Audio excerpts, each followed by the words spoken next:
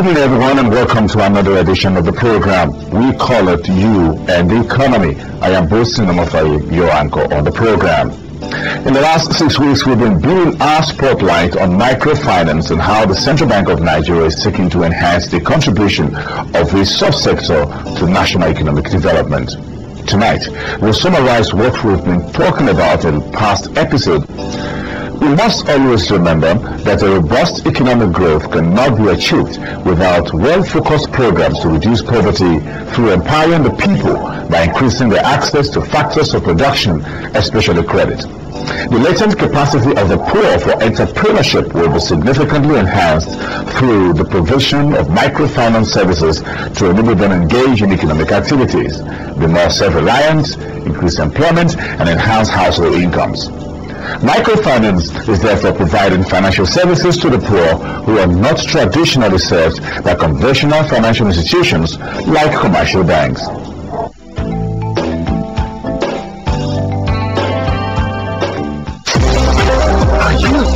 Carpenter, mechanic, tailor, hairdresser. Do you want to start or expand your micro, small, or medium-scale enterprise? It is now easy to get loans to start or expand your existing business. The Central Bank of Nigeria has commenced licensing of microfinance banks to help you mobilize money to start or grow your business. Microfinance banks are where you can save, borrow, make payment transfers within the country, and enjoy many other financial services for your business. Microfinance banks are to provide financial services to the economically active poor and low-income earners to own and expand their small, micro, and medium enterprises. Visit any of the microfinance banks nearest to you today. Your deposits are safe, as the bank's deposits are fully insured by the NDIC, and the bank's operations are under the supervision and regulation of the Central Bank of Nigeria. For more information on microfinance banks, visit any of the nearest CBN offices or visit the CBN website www.centbank.org. This message is brought to you by the Central Bank of Nigeria.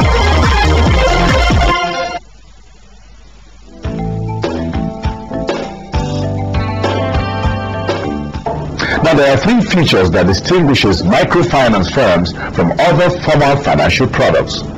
These are the loans and savings involved are usually small, collaterals are not demanded for loans, and the system is simple and rudimentary.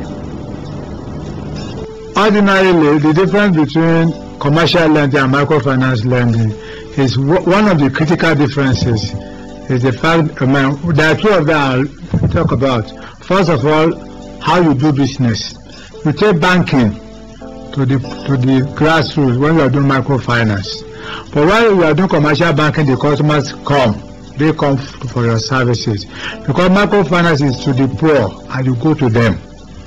And then one thing that you learn based on character, not collateral, because they are poor. Somebody who earns less than say $6,000 naira a month. I was 18 years, between 18 and 60 years, and is active.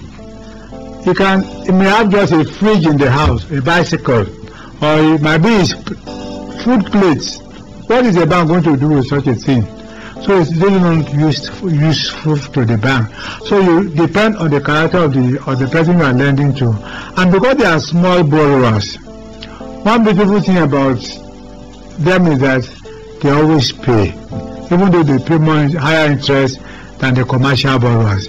The reason why they are paying is that because they need, if it becomes a life and death issue for them to have finance. So when they get it, they use it very well, and always they make effort to pay. And in terms of the data that we have today, not just in Nigeria, we are talking about worldwide. We find out that the rate of payment by microfinance borrowers is higher than that of commercial borrowers. Microfinance borrowers today pay, the repayment is in the range of 95-98%. There is no bank in the world that has that kind of rate of payment from their data, from their creditor, the people that are taking money from them. Microfinance activities have always existed in Nigeria for several centuries in one form or another. The traditional microfinance institutions provide access to credit for the rural and urban low-income earners. They are variously called Esusu groups, the self-help groups, the savings collectors, and cooperative societies. Also, governments in the past have initiated a number of programs and policies targeted at poor people.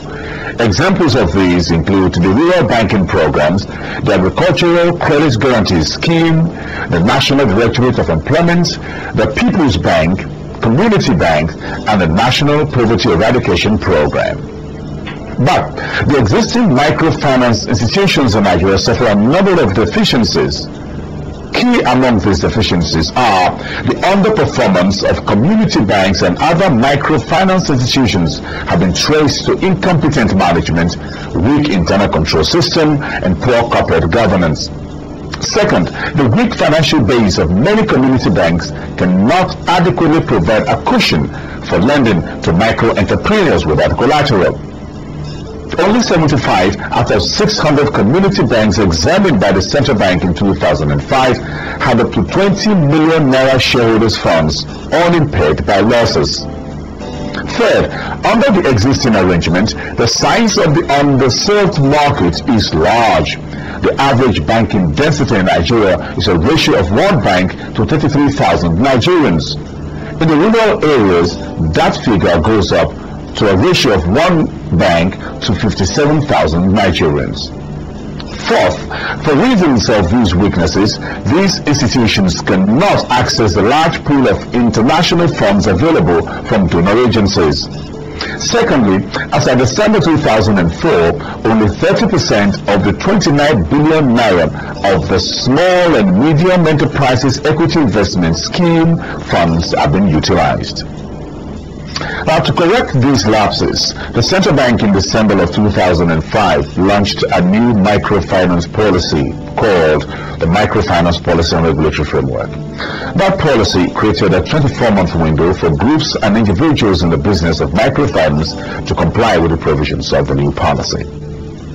The Microfinance Policy 2005 enumerates a number of strategies to achieve its goals. These, amongst others, include the license and regulation of the establishment of microfinance banks, promote the participation of government in the microfinance industry by encouraging states and local governments to devote at least 1% of their annual budgets to microfinance initiatives administered through microfinance banks. Third, promote sound microfinance practice by advocating professionalism, transparency, and good governance in microfinance institutions. And fourth, mobilize domestic savings and promote the banking culture among low-income groups. The policy stipulates two categories of microfinance banks. These are, first, microfinance banks licensed to operate as a unit bank, and second, microfinance banks licensed to operate in a state.